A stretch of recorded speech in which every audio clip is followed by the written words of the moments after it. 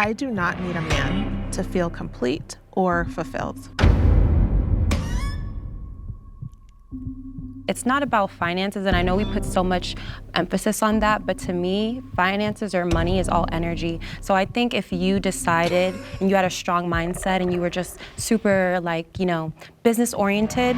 They often are competitors with the very man that they're supposed to be in a relationship with. She expects men to support and challenge her instead of working with them towards real compromise. Meanwhile, that same man is going to prioritize respect and peace. But at home, I think I see my kids. I don't just see the 2 or 3 of them. I see the generations that come after them. There is a new channel out there that is very similar to the Jubilee style of video. Usually they'll have a topic with 2 diametrically opposed groups of people battling it out, all right? Now, within this, what we're going to go over here today is trad wives versus boss babes, specific to whether or not they need a man to feel complete or fulfilled within a relationship. Fantastic content today. A link to this video down in the description box down below, but let's get active. Without further ado, I do not need a man to feel complete or fulfilled. Okay, anyone can speak. Whoever feels passionate about this. Now the boss babes are on the left side, the trad wives are on the right side. Let's go. So like I was saying before, I think a lot of obviously how we're feeling and our opinions are completely shaped on our experiences. So mine, particularly because I was raised by a single mom, I think seeing the way in which she still dedicated her time to me, and she had time to do that because she was an older mom too. So I think she got to live her life to a certain point. And then she had me because I got to grow up with a woman who was able to take care of herself and allow me to experience the world as well. And she didn't have a man by her side. I actually never saw my mom date a man, in my experience. After my dad, I think that was it for her. But because I saw that, it really always taught me that I did not need somebody else, regardless of who it is, a friend, a boyfriend, anything to make me feel fulfilled as a person. Because at the end of the day, and I hate to be so morbid, but I'm just always thinking about this, but in a positive way, we are going to go by ourselves. There's nobody else that goes with us, so you have to feel fulfilled within yourself. I find it so interesting watching young women raised by single mothers who are also strong, independent boss babes conclude that it's a better option or it's strength in doing it alone.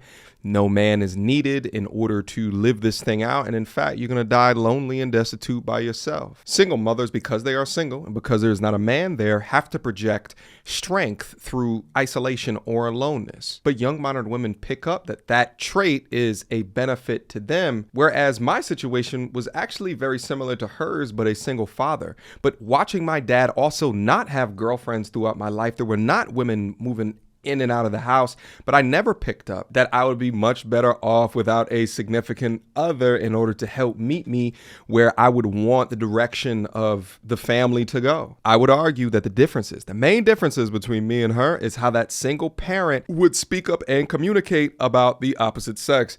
My dad never said anything negative about women, but I bet you that her mother said negative things about men, thus leading to her conclusion. But what's hilarious is that men, by and large, are far better at being alone, whereas these women will convince themselves that they have a man's level of capability. Let's proceed. I would agree with that, actually, as somebody who got married really young, which is why I agreed with the prompt. I don't think that we're supposed to be fulfilled by other people. I think that when we have Christ in our lives and when we know ourselves, we can be fulfilled, right? Because like you said in the beginning, our purpose is to serve God and to serve others. And so my husband adds so much to my life, and my life has become significantly better since I married him.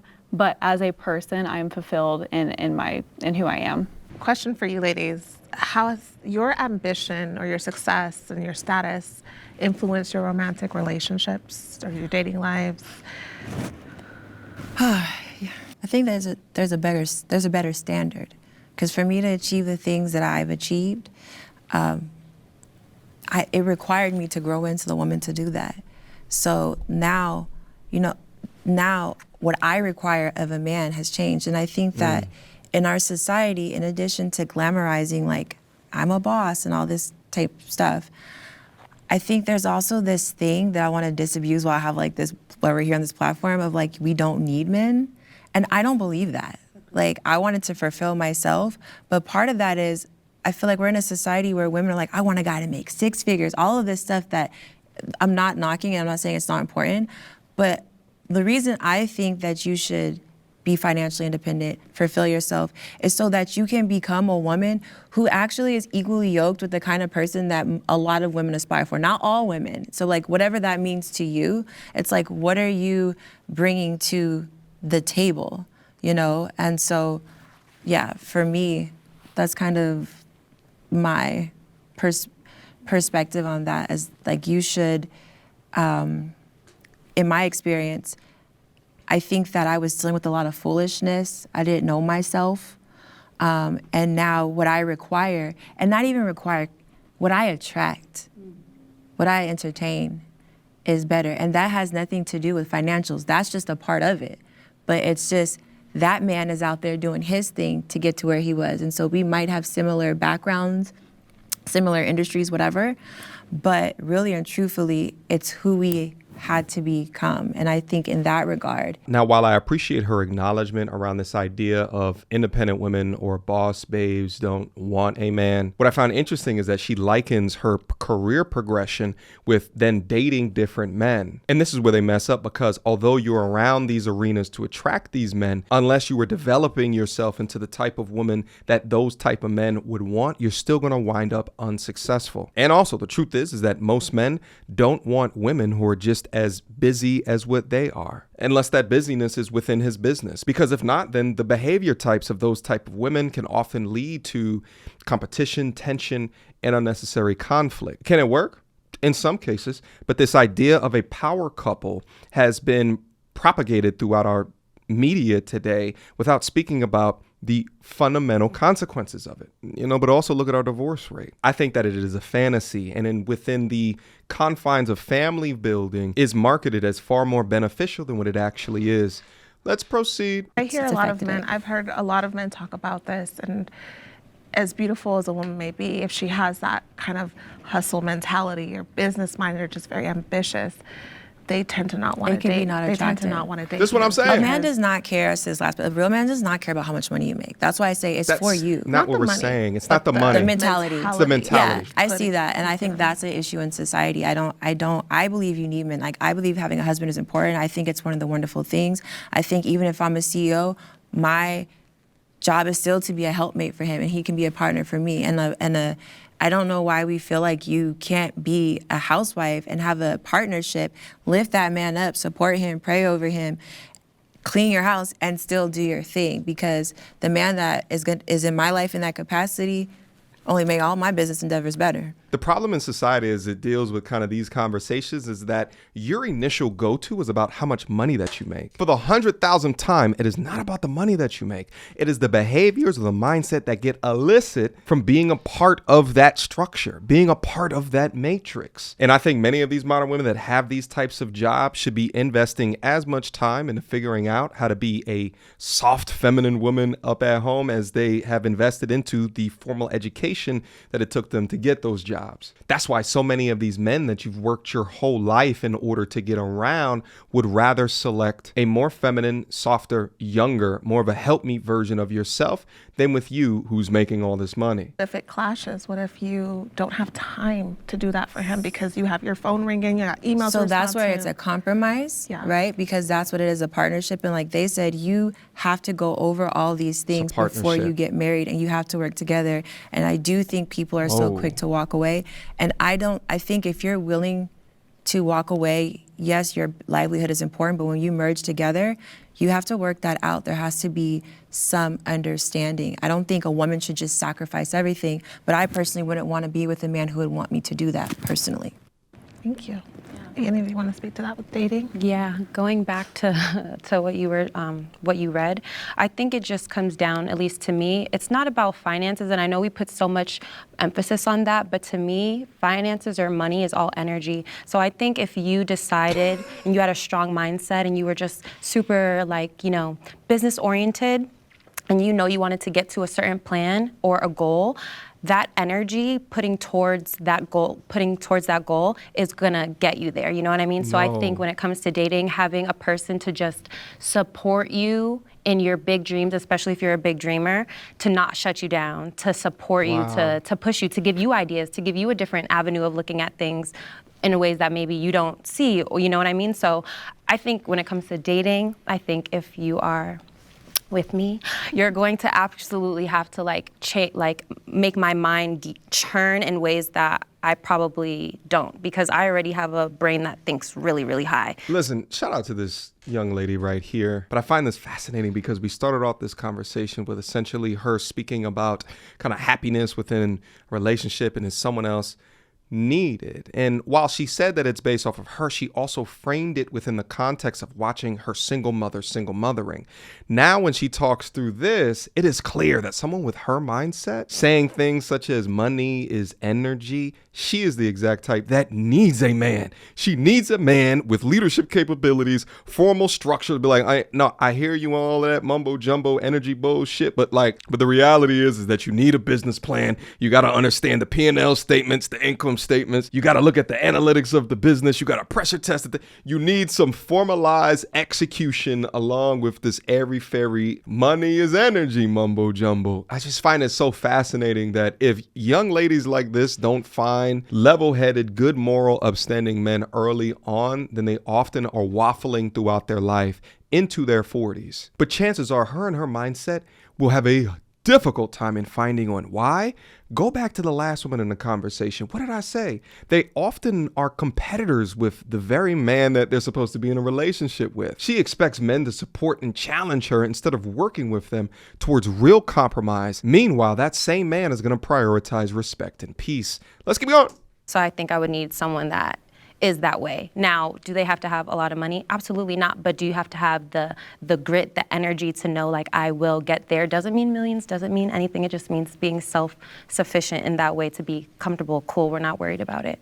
Have you ever dated somebody and it's been too much for them? Yeah, absolutely. All my boyfriends, I think, have been Damn, afraid. I'm good. I'm a risk taker. I moved to California. I had a boyfriend at the time. I was like, do you want to move with me? No, I can't go. I can't leave my mom, can't leave my sister. I hope he doesn't watch this one. I'm going to pose a... And again, she watched a single mothering. I'm going to get it about my own. I'm going to get it about the lonely. I'm going to move without you. You can come. You can follow me to my destination because I have all the ideas. I have the plan. I'm going to be doing this.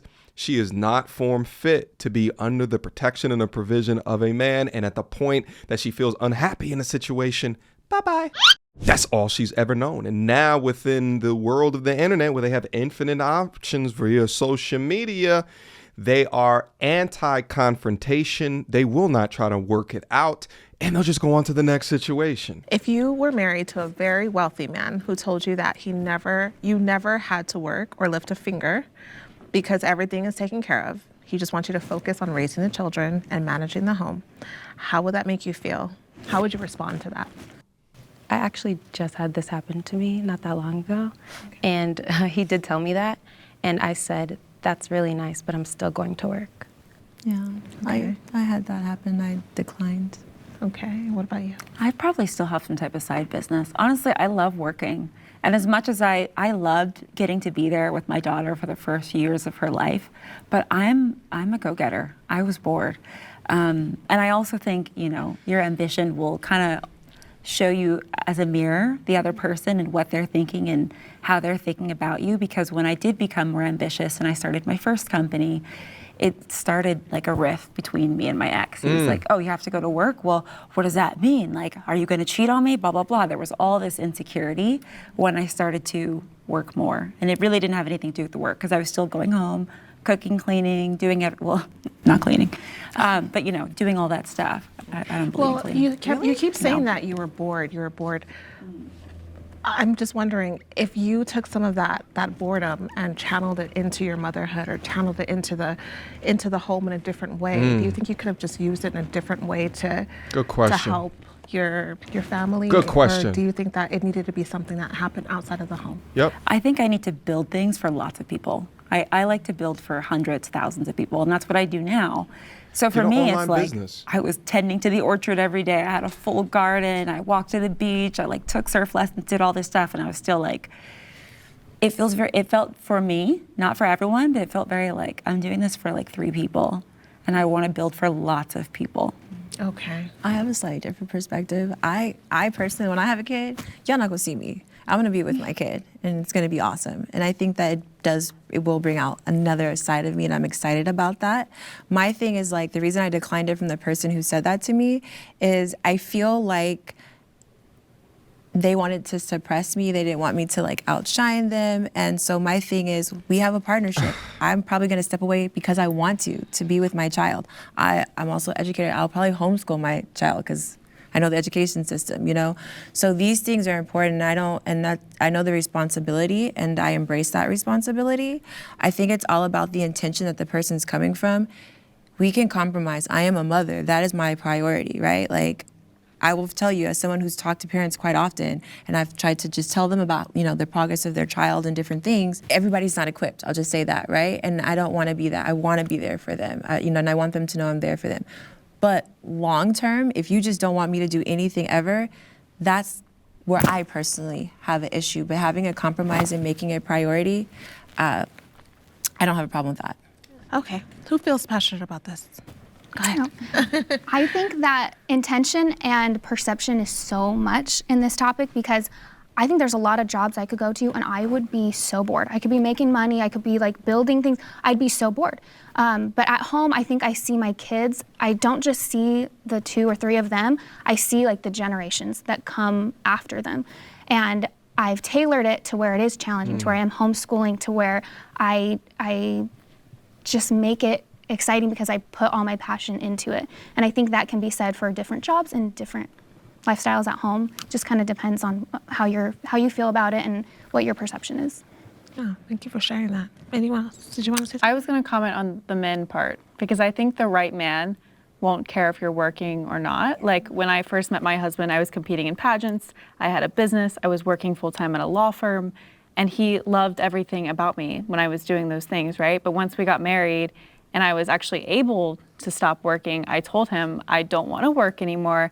And he was happy with that too. And actually me not working has helped our marriage than when I was working because he's in his role and I'm in my role. So I just think that you have to have the right man who's, you know, when you start out dating him, he's not going to be insecure by the businesses you're building or what you're doing.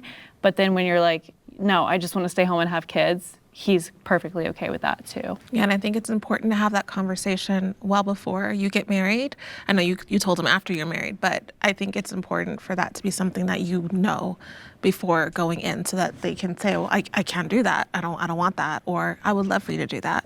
I'm really enjoying the host here. I'm very happy that she called that out because I was getting ready to call that out as well. A mentor and friend that is in my life had this happen to him, got into a relationship and then subsequently a marriage with a lovely young lady. They had kid number 1.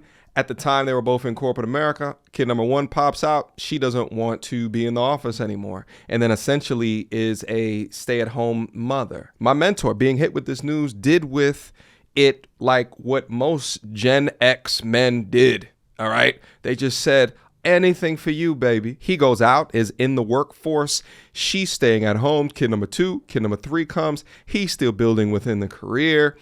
18 years later, she divorces him.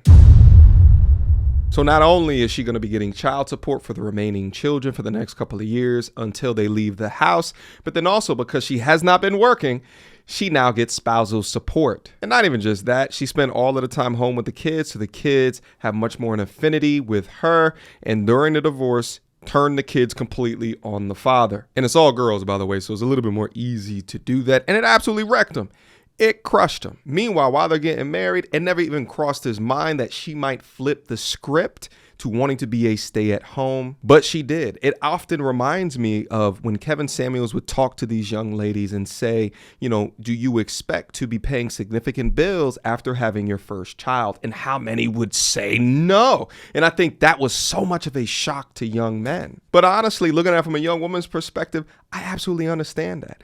I think being able to be a stay-at-home in this day and age is absolutely a privilege, especially with the cost of damn eggs nowadays, the inflation that's happening within our society. But anyway, moral of the story is, my G's, make sure that you are asking these questions beforehand, and that depending upon the answer, you're willing to deal with whatever those consequences, the risk of those consequences are. Let's finish up. and not just have it sprung up on someone as well. I think that's important. Yeah, and personally, when I was dating, I wanted to find someone who wanted me to be home with our kids. That was important for me as like a father. And so, yeah, I think talking about that beforehand is. I totally get to why a man would want that. Like, I don't think that's weird. I think in society we like, even though that might not be where I'm at right now, I think we need to stop making that a weird thing. To me, making that weird is weird. Okay, thank you. I'm just saying, like, he needs help. Like, it's No, you're a helpmate. Like, you're what's wrong with you? Like, how is he gonna clean the house? You want 6 figures, but you also want to work. It's like, come on, like, let's be realistic. Okay, I just wanted to say that when we do look at statistics, though, women are filing for divorce at a much higher rate. And then also, if you're a working woman, you're an educated woman, it's like rises up to 90%. I once was a boss babe, but just kind of hearing what you kind of were saying was that I had to kind of give that up because I was competing so much with my husband, and I was carrying these masculine traits where it's like he's trying to like.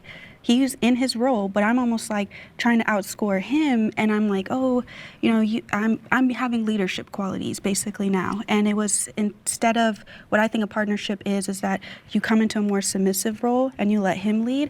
Now I'm actually butting heads with him and leading, and what will happen is you end up leaving because it's like, I can do better. I can do better than what you're doing. And you end up, filing for divorce. You're not doing enough. You're not doing as much, where before I think he was just fine. Now I'm trying to actually outscore him. So I just kind of wanted to add my 2 cents on that. Shout out to you. Thank you. Fantastic discussion here today, guys. Again, I'll leave a link to this video down in the description box down below. They talked about a lot of other dope topics that I actually might circle back into to do additional content so we can have these critical conversations. But let me end off in this, is that the truth is that most men do not want a rival, a competitor within their home. They want respect, A, and they want peace, B, all right? Not power struggles, not this thought of being a power couple, right? It's all bullshit. But many of these women today have been taught that being cooperative or being a helpmeet is a weakness, and being agreeable is a part of an agenda towards oppression. But imagine a kingdom with 2 damn kings. It will never work, all right? Know your role, value, and build something bigger than your ego. Those are my thoughts here today, guys. Leave me your questions, comments, concerns down in the comment box down below, and I will see you guys soon. Until next time, YouTube, peace. You is ratchet as they come, rainbow weaves and batwing lashes, weighing more than a man. What time is your football practice? I bet you can hit that A gift like a mug. How you big back it? Said a man must buy you gifts. Where here goes a Fitbit tracker? Are you mad? Cause you got 3 kids by 4 different dads. You pick cookies, then you bash. Oh man, when you get sad.